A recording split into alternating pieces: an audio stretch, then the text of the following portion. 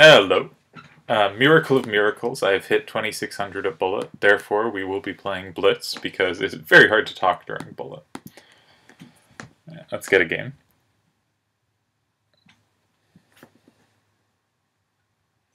Okay, I'm going to play the Polar Bear in honor of Henrik Danielson. Ooh, we're going to get a Fromm's Gambit. So I like... Okay, so I normally accept the Gambit, but something else you can do is Knight f3 followed by e4. And you get a kind of king's pawn opening where the f-pawn has been traded for the d-pawn. Might be more precise to start with knight c3 instead of knight f3. Now we have something that looks a little bit like Morphy's famous game. So queen b3 would be the Morphy-esque idea. Let's go with that. Hit f7 and b7.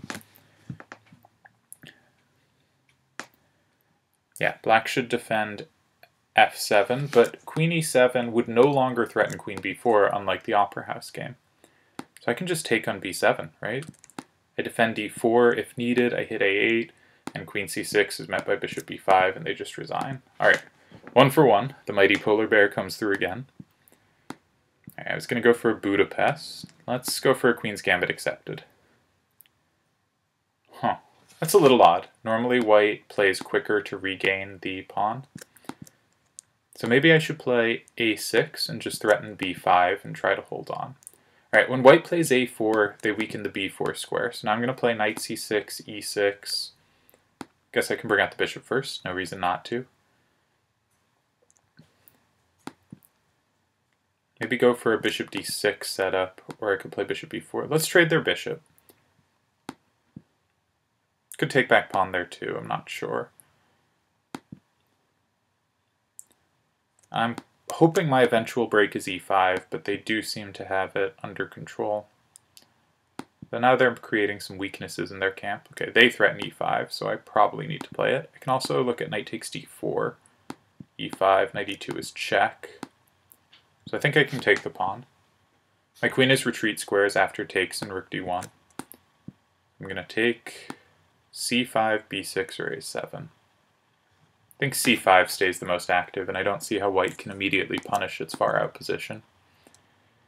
I'd like to play rook d8, maybe h5, try to undermine their kingside pawns. I could also try to play c6 and b5 maybe. Okay, I don't want to give them dominance over the d-file. So I'm going to play rook d8 and queen e7, intending to take, and then if they take back rook, play rook d8. If knight d7, they can't triple on the d-file, so I think this is safe. Maybe come to b6.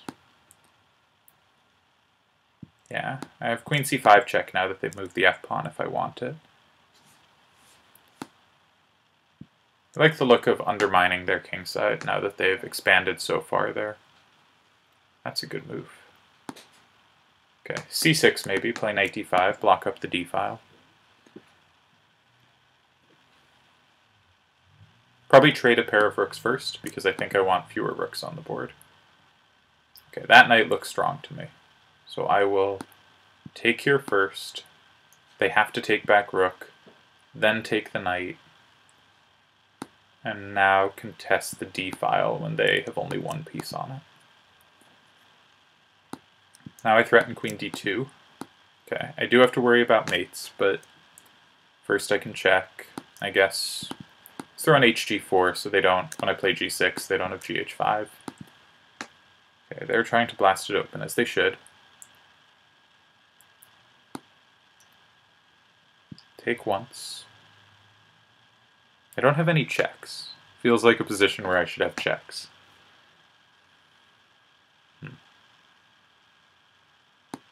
Okay, I'm going to come back and let them trade queens if they want to. Because I don't see anything better, and my king feels pretty vulnerable here. I think they have to trade queens. They can also, queen e2, I play like queen h5 or something. And now I can take a4. I was thinking about just playing king f8, but of course I should take the pawn while I have the chance. And then I'll bring my king to e7, where it blocks their pawn's advance. Their king has no entry squares. My knight controls c5. So maybe I should reposition my knight. Maybe b6, so they cannot get behind with bishop c8. Huh.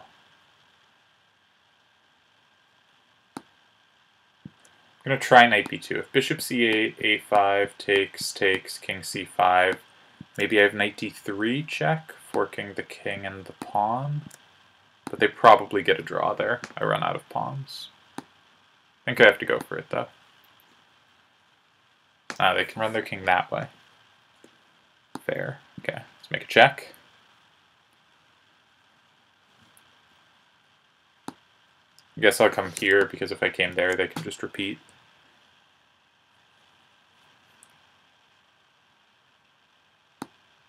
I can't come to g4. Okay. I guess I have to come to e4. That doesn't do much, though, does it? Yeah. Keep an eye on d3, is my point, if they go to c5. Alright, I'm low on time, so I just have to blitz now. If I trade my knight for their pawn, I get a draw, so I always have a draw in hand. I'm going to prevent their king approaching my pawn. But, yeah, they're going to get there. How do we get my knight to hit their pawn? I guess I'm threatening here and takes. Okay. Can't lose now, unless I clock.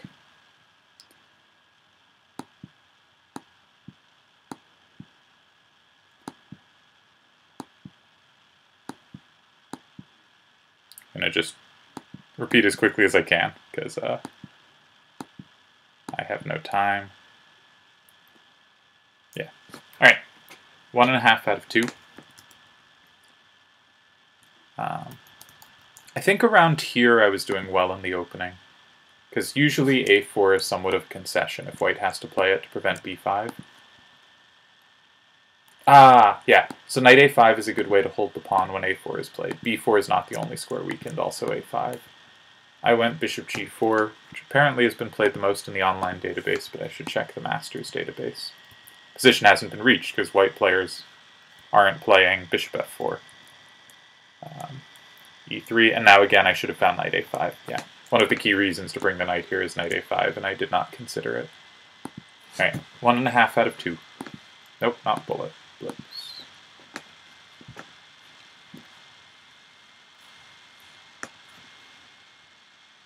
Okay, let's go with f4 again. Went well the first game, won a very quick one. A lot of people, because they never study f4, learn the Fromm's Gambit and then think that's enough. I'll play e3. I think if black goes an early knight c6, bishop b5 is really annoying for them. I'm going to play it anyway, because if I can double their pawns, I think it comes with a nice advantage. They correctly avoided it. I was kind of playing hope chess there. Do they have knight g4? No, I don't think so. So if I play knight d2, knight g4, I have no way to defend the pawn. So I'm going to start with knight e5. And then play knight d2. With g4 covered by my bishop, as well as the knight.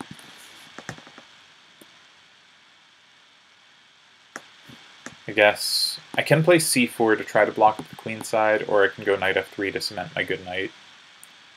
I think I'm still okay if they play c4, so I'm going to make the improving move first.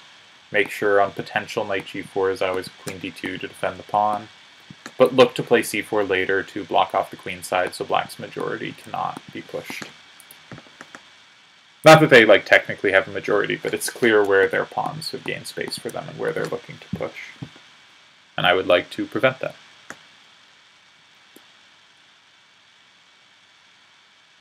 If knight g4, I think I'm okay playing queen d2. I like taking back knight, I think. I'd probably like to insert bishop f3 at some point, but I think c4 blocking the queen side is still the top priority. Huh.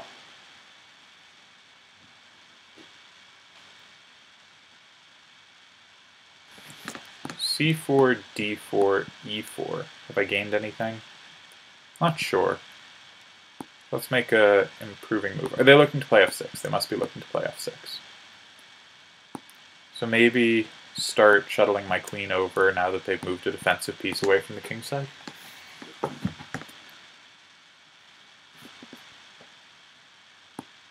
h4 is now covered, so I suppose g3. Still should be thinking about c4. Now that I'm moving pieces away from the queen side, they should certainly be considering it. And as Ben Feingold would say, c4 is explosive. I'm going to come here, discourage c4 because that opens the d file, and encourage my own c4 because if they take, I potentially open up on them. I think my queen's pretty good on f2. I may threaten g4 sometimes, or e4, evicting the knight, and my queen controls the squares it might like to go to pretty well. Ah. They can invade. Fair point.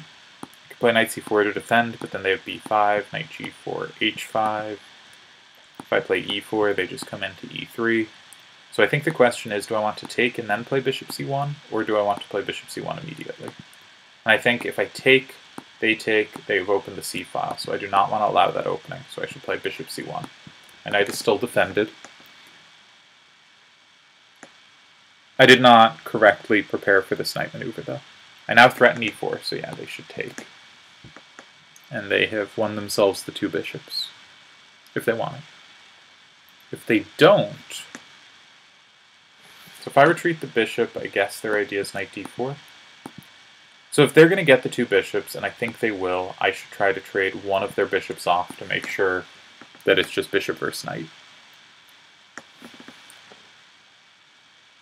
Limit the damage. Does knight c4 induce a weakness, or do they want to push the pawn? They probably want to push the pawn. So I guess bishop f2 makes sense. I keep my bishop, and I can still swap it on d4 if I'm scared of their knight coming there.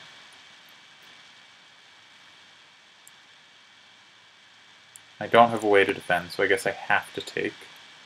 Ooh. Now c2 is really a weakness in my camp. If I had played c4 earlier, this might all be much better. Okay, the rook doesn't actually have squares, so maybe if I play a4, control b5 a little, throw in knight c4 at some point. Okay. Fork my knight and my pawn on c2. Knight c4, they have b5. Huh. I guess this is the only way to defend both. But I'm going to be very tied down. I think they should probably trade their bishop for my knight at some point. My knight is kind of the only positive thing I have going for me.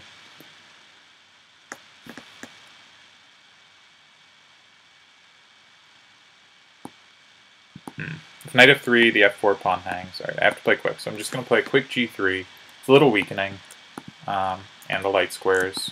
Alright, they took the time to trade. That makes sense. And they have picked up a pawn. Yeah, this is very good for black.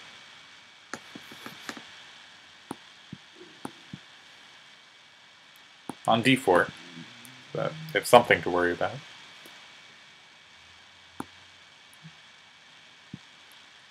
Keep my rook defending c2. Maybe hint at dark squares. Try to put my queen on f6. They play e5, I'll just retreat.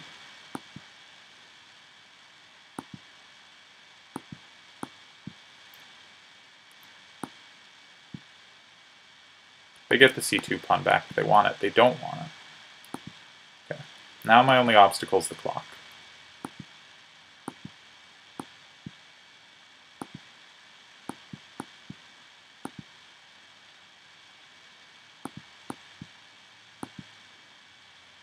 Alright, well, now I found a way to make it lost, but for a moment. Yeah. Okay, 1.5 out of 3. So I really like in these structures after e3, if they go knight c6, going bishop b5 and trading for the knight. And with the doubled pawns, it's really hard for black to get their queenside rolling. So I wanted to make it a move delaying committing this bishop. And the knight here just kind of gets in the way. So I think the only useful thing to do is b3 and bishop b2. So I went for that, but then they had not yet played knight d7, and I should just settle for bishop e2 and castles. Bishop b5 just gave them a free move, and then helps their queenside majority going. Their queenside, you know, spatial advantage. Here, I think I should be a little better. I am incorrect, a little worse. And then they found this nice maneuver with knight d6, knight f5, and suddenly with d4, they got a nice position. Alright, 1.5 out of 3. Let's try to get in the positive.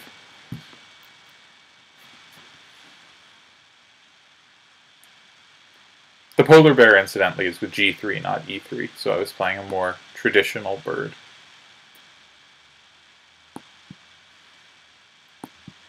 Been watching the Chessable course on the Sveshnikov, so let's try to play it. Been a long time since I've played this, but I did used to play it in my youth. No one knows what to do against knight e7. Yeah, see, people play c4. Caruana was playing a4. I'm a big believer in c3. Against this, I can bring the knight to g6, play bishop e7, castles, and f5, and I think black has a nice queenside initiative. And I've never thought this was too scary. So do I want to insert f4 myself? Do I want to kick the knight with a6? Do I want to just make a move like bishop d7? I think bishop d7. When the knight retreats, I would like to play bishop g5. But if the knight hasn't retreated, they have an eye on d6. So maybe I should have played a6 and bishop g5. Try to trade off their bishop. Now I will go for bishop g5. I guess e4, try to get an attack rolling. Threaten e3, disconnecting the bishop from the knight.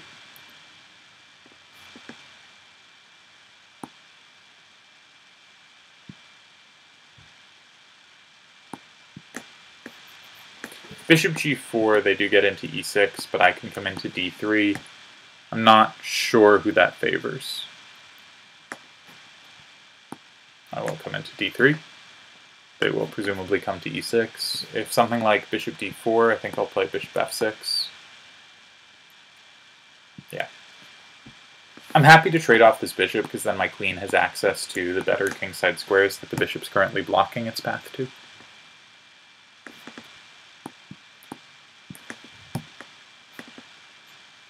I'm threatening queen b6 here, so they probably have to take. Okay. Does this give me check? Yeah, and they have to give it up. So do I want to keep queens on the board or not? I probably do. I think their king is vulnerable. And even if they come to, say, h5 and play like bishop f5 after, my rooks cover that square so well.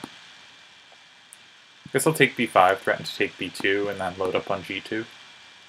I can also insert rook f1 anytime they move the rook, so there was no need to play it immediately, because I'd rather they move their rook first, and then I force the trade.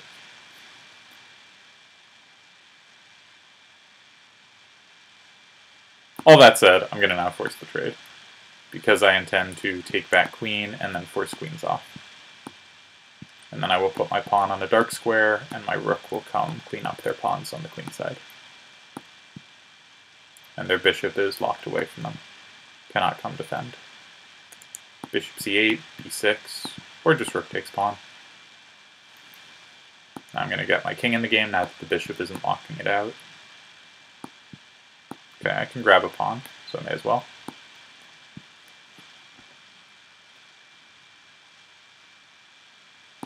Fair point. I think I'm going to play g5 with the idea of rook g6 and h5 to get my pawns going. My king is now locked out of the game again. They could have played bishop e6. I thought bishop e6 was good. Alright, am I bungling this again?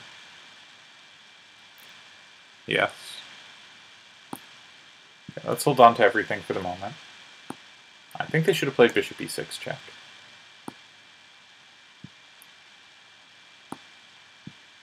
Ah, but their pawn's so good.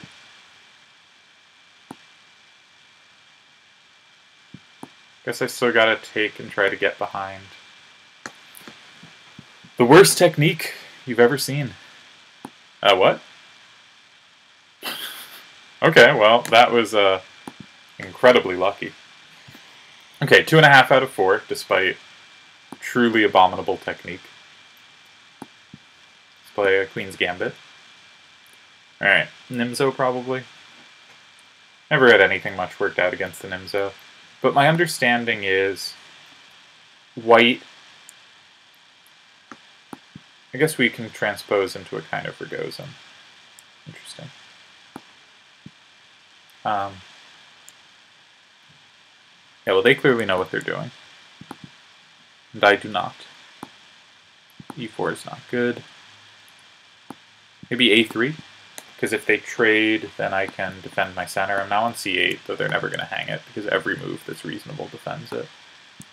I guess I'd really just like to get castles quickly. Let's play bishop c4, get the bishop out of the way with tempo. We have some dreams of an attack, but I think the position's okay now. Maybe even slightly preferable, with rook c1 and e4, e5 coming. Okay, that prevents e4, so I think I'll switch over to queenside play. Rook c1. Maybe rook c5, because that's a kind of annoying pin on their queen. I now do threaten e4. And also threaten to double on the c-file with rook c1. Yeah. If rook c1, knight b3, I just take on c8. I wish against knight b3 I had tricks with bishop h7, king h7, queen c2 check, but their queen defends, so I do not.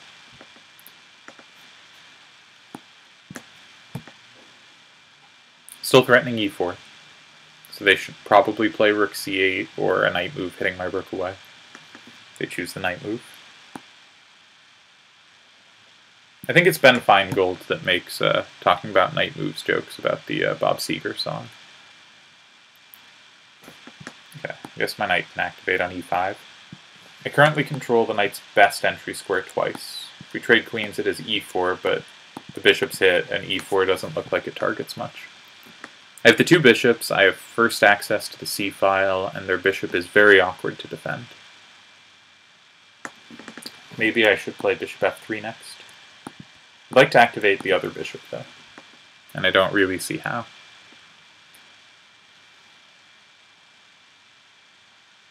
They do have all the entry squares covered. So if I played bishop f3... maybe they have f6 and then knight c4. And if I play f3 to build for e4, they have knight takes e3. Huh. Okay, so I guess bishop d3 does not surrender control of c4 and protects e4. Do I want knight c6? Sure, why not?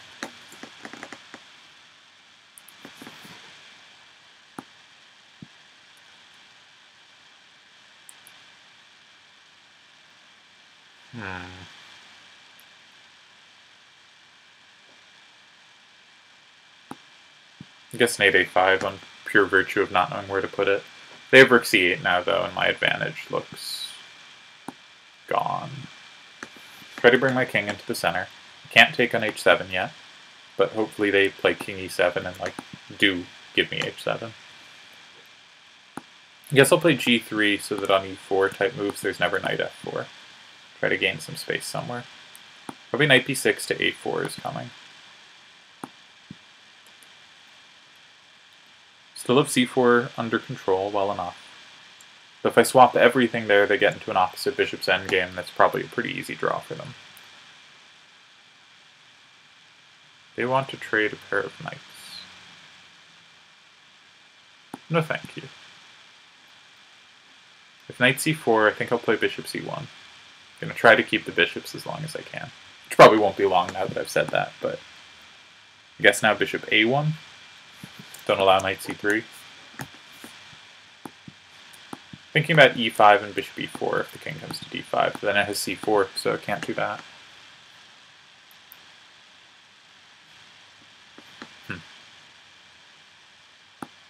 I guess knight d2, because now we can hit e5 and bishop c4 without allowing the king's infiltration. So I cover c4. So e5 looks like it forces the king back. Did that achieve anything? Well, now my knight's a little more active. And they promptly traded off. They have time for f5 because I can't come to b7. But I guess now the bishop should be on this diagonal to protect my break. Yeah, let's play d5. Leaves the f-pawn a little loose. Maybe I'm on the g7 pawn sometimes. Alright, let's switch diagonals again. Knight c4, I will take it and round up the pawn.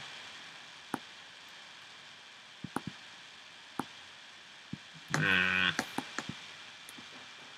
feel I'm not making progress here. But this also looks very good, because I do have the pass-protected e-pawn. I still have the bishops. Yeah, just the problem is, how does my king ever move up? Probably have to play h3 and g4. Yeah, and they don't have a problem with this. Good point. I don't see a way to progress.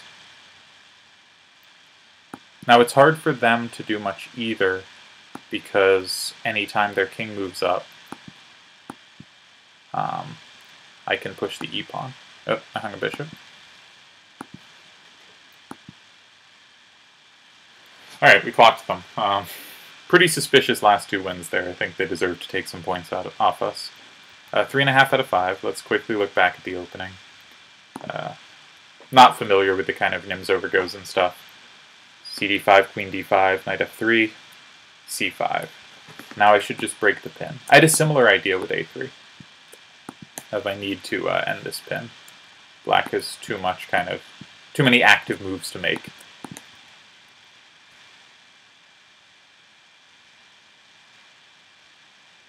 Alright. So yeah, bishop d7, not a good move. It's interesting that the computer suggests knight bd7 instead of knight c6. Why does the computer have more life on d7?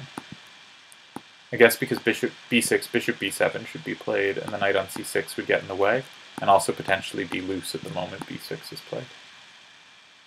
Interesting. Now it's varying a bit, but it wants castles in b6. That does look like very reasonable development. Alright, 3.5 out of 5. Peace.